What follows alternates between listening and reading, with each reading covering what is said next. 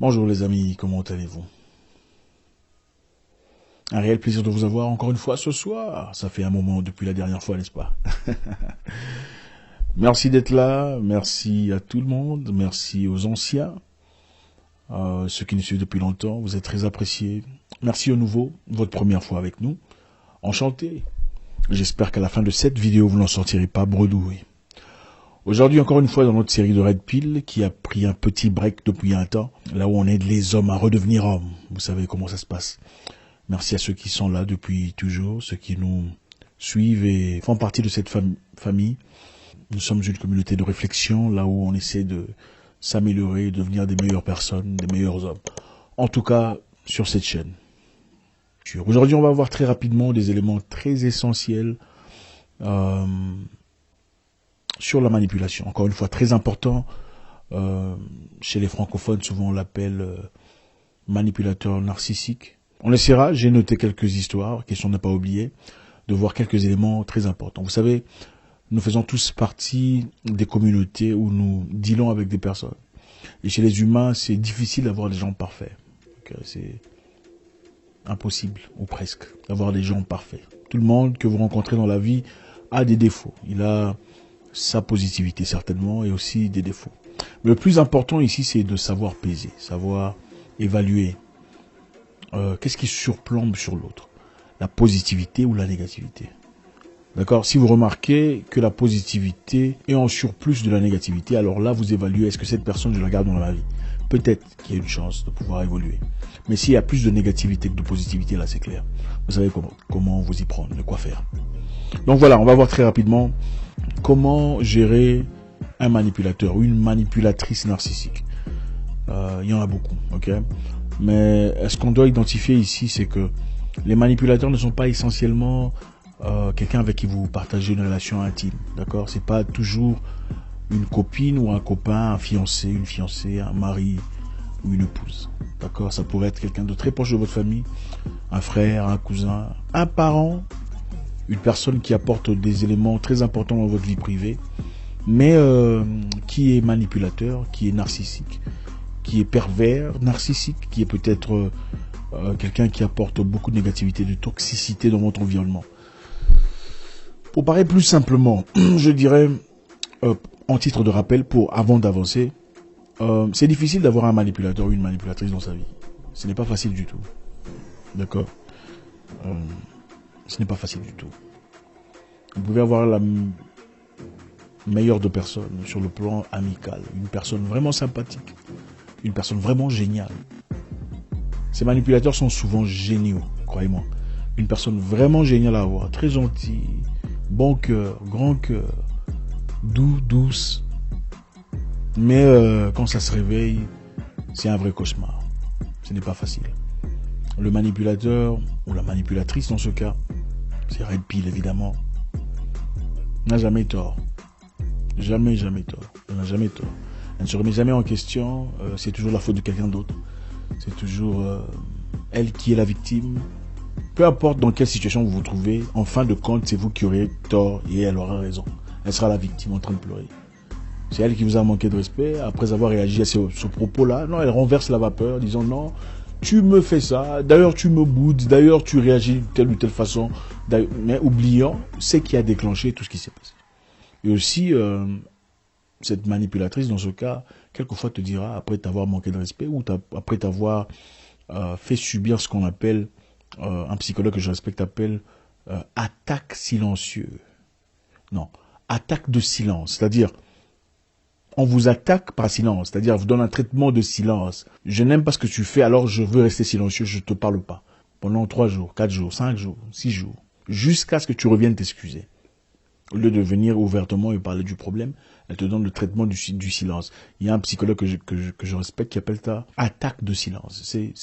Le silence, en ce cas, devient une bombe atomique. C'est bien ça, une bombe atomique. Excusez-moi, je ne suis pas français, ni francolâtre, ou encore professeur de langue. Mais j'espère que vous avez bien compris. On y va, très, très rapidement. Comment réagir dans ce cas? Un narcissique ou une narcissique, dans ce cas, d'abord, généralement, sont difficilement convaincables dans des discussions. Je sais que logiquement, vous voulez apporter une compréhension de pourquoi vous êtes pris la tête, n'est-ce pas?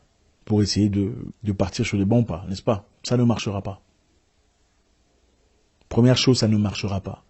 La logique ne fonctionne pas avec le narcissique manipulateur. Parce que dans sa réalité, elle a raison. Et il n'y a aucune chose qui lui fera changer d'avis. Elle a réagi à la va-vite. Elle a réagi sans avoir les faits contre vous, en vous accusant d'une certaine chose. Plus tard, elle a découvert, après, elle a découvert qu'elle avait tort. Mais ce n'est pas ça son problème.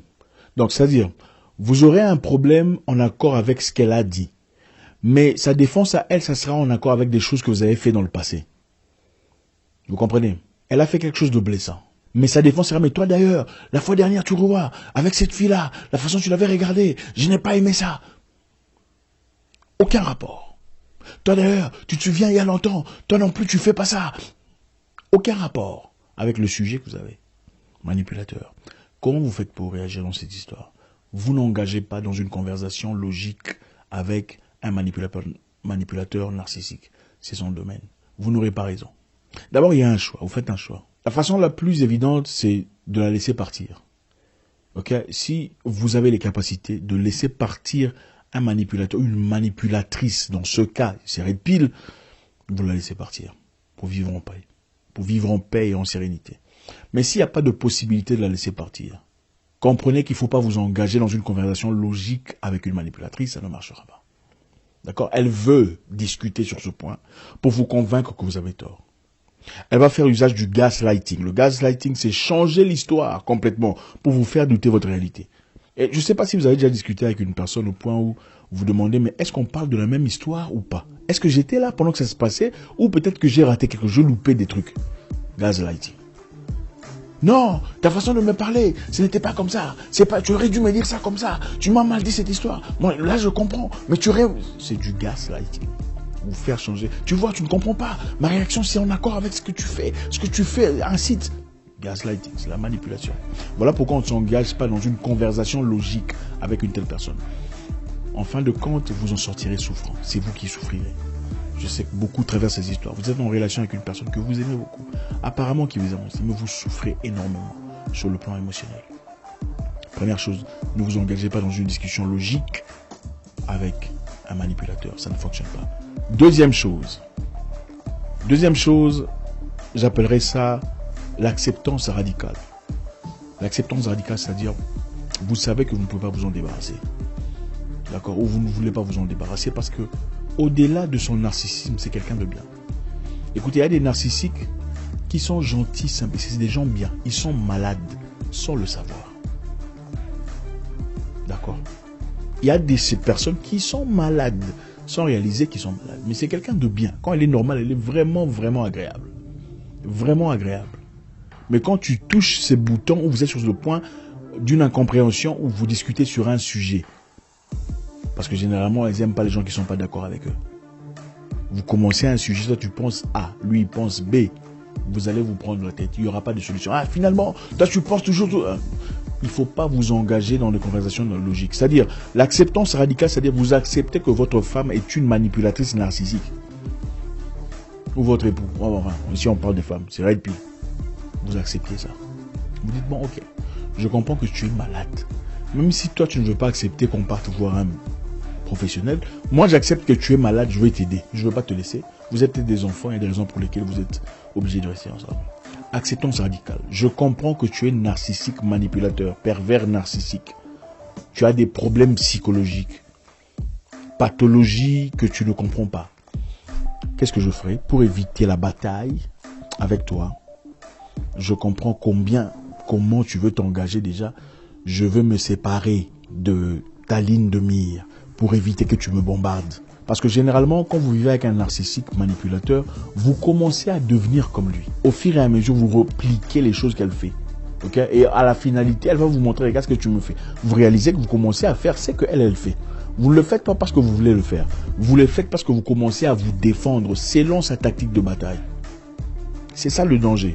Donc ne vous engagez pas dans une conversation logique, ça c'était un. Deuxièmement, vous acceptez radicalement cette personne telle qu'elle est et vous choisissez méticuleusement les discussions, les sujets abordés. D'accord? Vous savez que ces sujets ici, on ne va pas s'entendre. Comme on ne s'entendra pas sur ce sujet, je ne veux pas en parler. Quand elle commence, tu vois, Sophia, elle a dit ça. D'ailleurs, tu vois, ces genres de personnes, ils sont toujours comme ça. Laisse tomber les sujets. Tu sais que vous n'allez pas vous entendre. Tu sais, les Italiens, ils s'habillent bien que les Français. D'ailleurs, toi, tu penses que les Français... Bon, au cas où toi, tu pensais que les Français s'habillaient mieux que les Italiens, et elle dit que les Italiens s'habillent mieux que le Français, il ne faut pas t'engager dans cette discussion.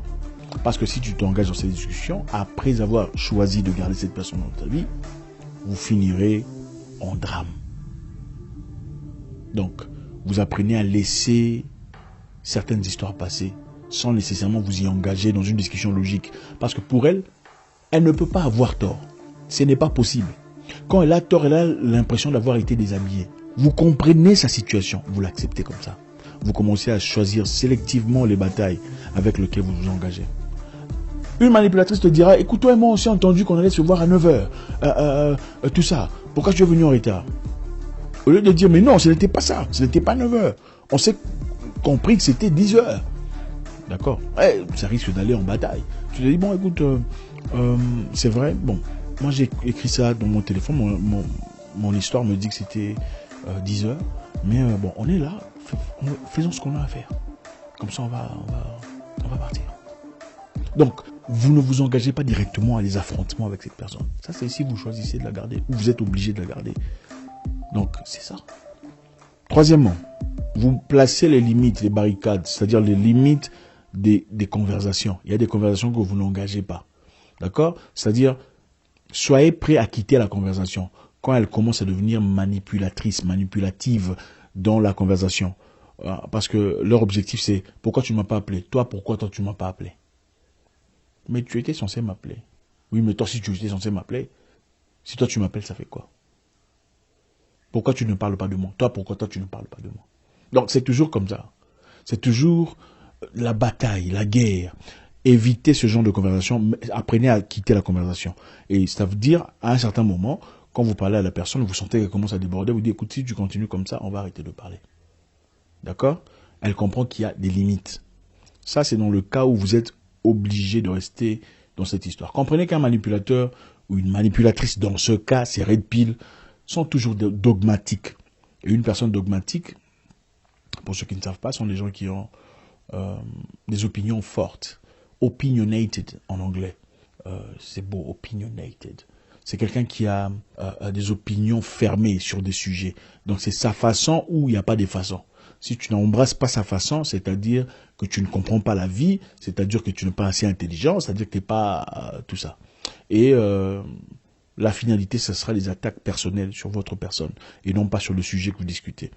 Donc voilà, pour recommencer rapidement, c'est-à-dire le premier point, c'était ne vous engagez pas dans des discussions logiques avec un manipulateur, ça n'a pas marché, parce que pour elle, dans sa tête, c'est elle qui a raison, toi tu as tort. Peu importe. Donc, vous avez un problème, passez à autre chose. Espérons qu'elle ait compris la leçon. Si vous voulez expliquer pourquoi j'ai fait ça, qu'est-ce que vous n'allez pas gagner? Vous ne gagnerez pas. Vous ne gagnerez, c'est impossible, vous ne gagnerez pas. Non, mais il fallait faire ça. Tu m'as appris ça comme ça. D'ailleurs, la façon de t'exprimer, c'est la... Non, vous n'allez pas gagner. Vous en sortirez sans vos plumes. Deuxièmement, l'acceptance radicale. L'acceptance radicale, c'est-à-dire vous comprenez que cette personne est mentalement pas bien. D'accord? Elle est géniale, elle est bien. Il y a des gens comme ça. Elles sont bien, mais elle est mentalement. Ça dépend. Si vous choisissez de rester avec la personne, comprenez que bon, j'ai épousé une malade. Je vais garder ma malade, mais je saurai comment gérer cette malade. Sinon, c'est maladie. Évitez tel ou tel sujet pour pas que vous déclenchiez des bombes atomiques. D'accord? Sachez quand est-ce qu'il faut quitter la conversation.